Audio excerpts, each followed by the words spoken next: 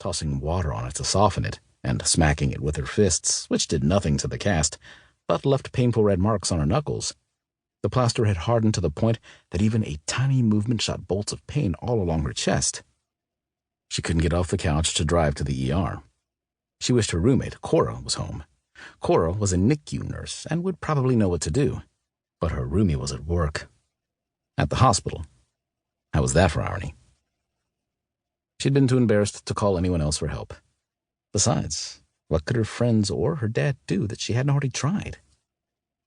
Okay, the operator said, his voice back down to a calming tone. Don't worry. The firefighters will announce who they are, so just tell them they're allowed to enter. They should be there any... A sharp knock on the door took her attention away from what the man on the phone was saying. Then a voice shouted from the other side. Hello? Miss Hayes? Denver Fire Department. Oh, they're here. She let out a deep sigh of relief before shouting, Yes, come in, the door's unlocked. Finally, this would all be over soon. Every moment this stupid white brick of a failed art project sat stuck to her chest, she felt it getting tighter and tighter. Might be a figment of her panicked imagination, but she wanted it off all the same. She thanked the operator and ended the call as her front door opened, and 3 of the biggest men she'd ever seen filed into her tiny apartment.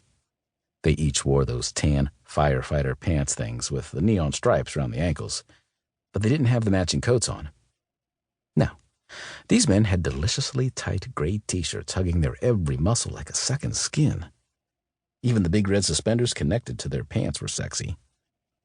Only a firefighter can make suspenders sexy. They swallowed up all the available space, looking like one of those calendars the department sold every year as a fundraiser. Big, strong, and sexy.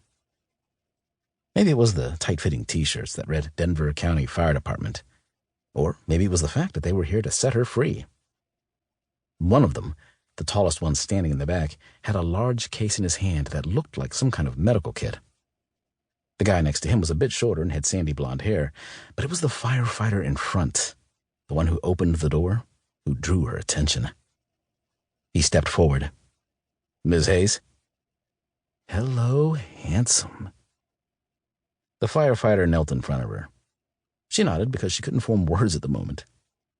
She stared into the most beautiful brown eyes she'd ever seen, so pale they almost looked golden. His brown hair was short and slightly mussed. Not in an unkempt way, but in that charming, roguish way men managed to pull off.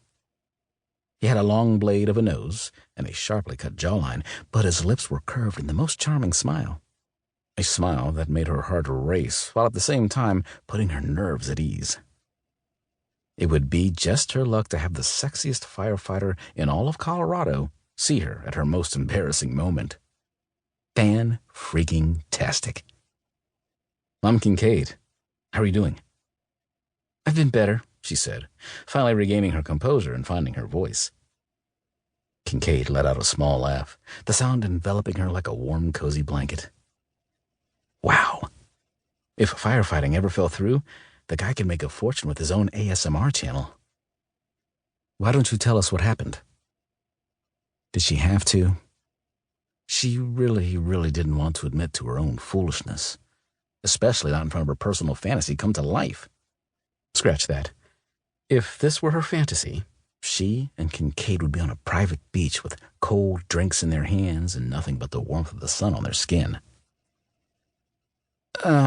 She began, knowing she had to give them the facts so they could help her. That was why she called, after all. I'm working on a project for a possible upcoming art installation. It's a show entitled The Human Form.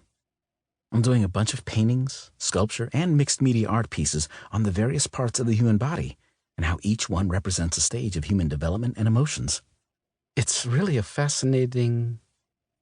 She trailed off, noticing the other 2 men still standing just beyond her open doorway duck their heads together and murmur something. Probably talking about the weirdo art lady who got herself stuck in a ridiculous plaster cast. Sorry, she shrugged, then winced when the movement caused her skin to pull against the plaster. I tend to ramble when I get stressed. Kincaid nodded. Completely understandable. So you were making a... molding, she answered when he gestured.